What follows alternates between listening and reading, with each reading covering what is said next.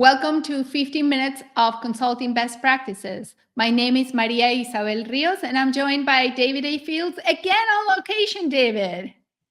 I am on location because the Boutique Consulting Forum starts today. I'm so excited. And so I'm at the lovely Four Seasons Resort in Palm Beach. It's quite something. Right. And for those that don't know, the Boutique Consulting Forum is a gathering of firm leaders, of boutique consulting firm leaders. And you're going to be there all week. All right, Deidre, can you please put in your question? For those of you that are familiar with how this works, type in your questions, type in your comments. Let us know if you want to add or have experience related to the questions we're answering. We all get richer and get better with your input and your feedback, as well as your questions. So hello, Deidre, can you please put up the first question? All right.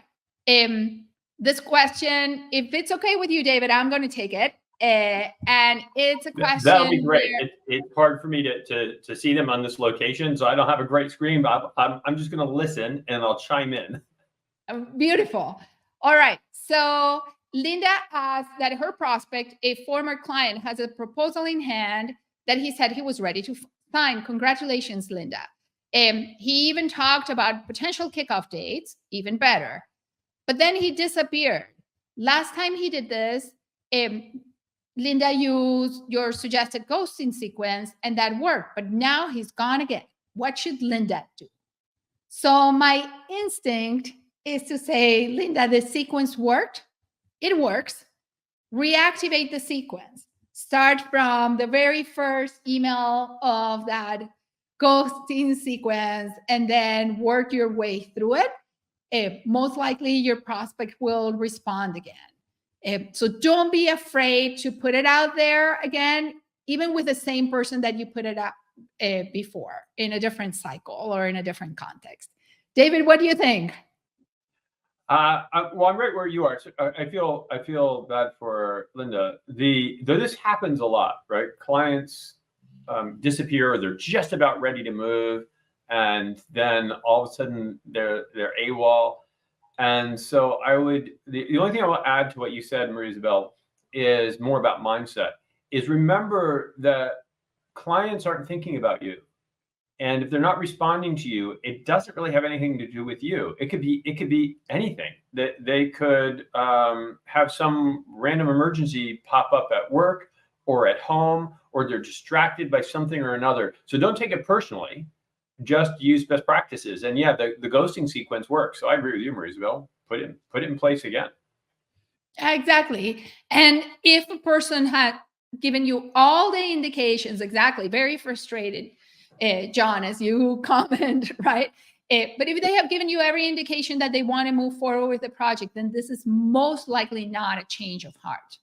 So assume it's not a change of heart until you have evidence to prove otherwise. All right, we have a couple questions in the comments. John, thank you for asking. You asked, how do you protect your IP when somebody wants to partner? You have a firm that wants to use AI tools to do what you do, John. And they are looking for a face for the client. Not uncommon, right? What happens when they decide they can do it themselves? Of course, we can learn from them too. David, what do you say to John? It's a really interesting question, John. I have a couple of points of view on this one. I'll tell you, overall, don't worry about it. Meaning, the biggest overriding factor should be just not to sweat it. I'm going to assume your firm is under $10 million, and that your partners are maybe in the same range or maybe a little, but whatever. You're all relatively small firms.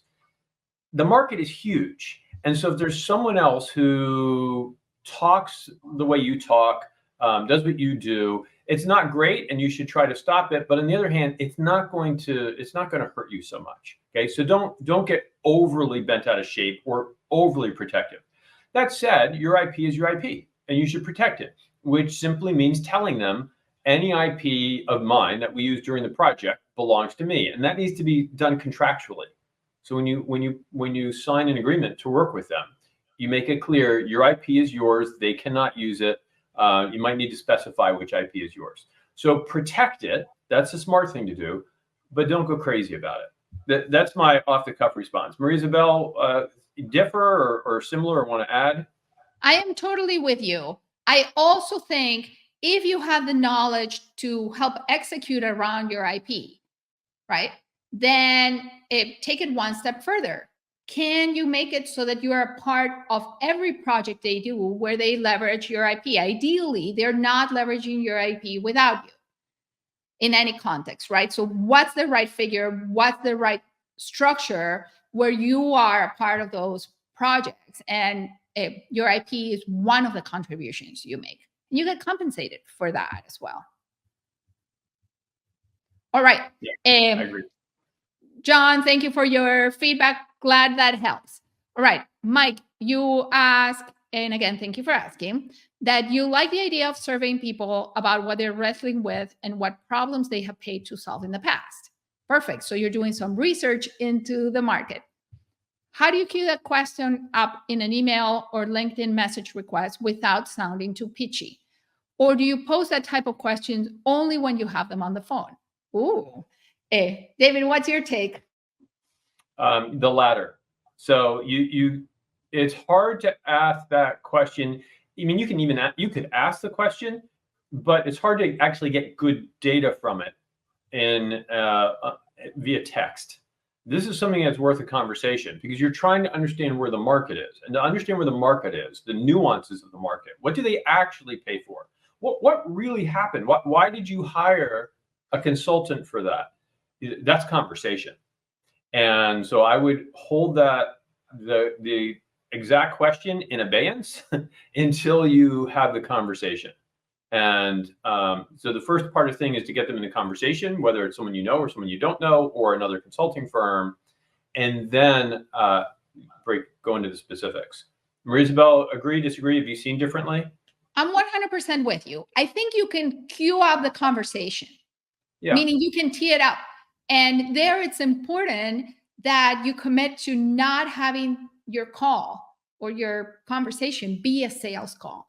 And then that you follow through it all throughout the conversation and that you resist the temptation to turn it into a sales call if an opportunity pops up in conversation. If an opportunity pops up, then you take the turn, right? But you can say, look, I'm conducting some research, narrowing down our firm's impact area. Are you willing and open to share your expertise, your experience, your advice for a few minutes on the phone? And I'm going to ask you questions about how you leverage learning, consulting, consultants, all of that, both internally and externally. But it's not a sales call. It's not a veiled excuse for a sales call. Right. Yeah, I actually think, Marie-Isabelle, and I know we need to go to the next question. I think it's really important to be explicit that it's not a sales call, because on LinkedIn, there are a lot of people who are saying they're doing research who are just selling, and everyone has gotten kind of used to that. And so if you say, well, I'm doing some research and just leave it at that, people are going to just assume you're selling. Mm-hmm. So if you're going to say research, you have to be really explicit that you're not selling, or just don't even go there right away, and tee up the conversation just as a conversation. That's not selling, and is more about the other person. That's right. I mean, I'm wondering as we are speaking, how many of you have also received an email that basically repeats the first two sentences of your about you section on your LinkedIn profile right back at you. And then it's really as a way to try to set up a conversation, and it's really a sales conversation. So you're right. Making that distinction is super important. All right. Let's see if Deidre has another question. Let's do another question. And then anybody in who's listening can also ask again. Exactly. Since I can't see, did she put up a question? Yes, it is. So this question is for you, David, and from Lance.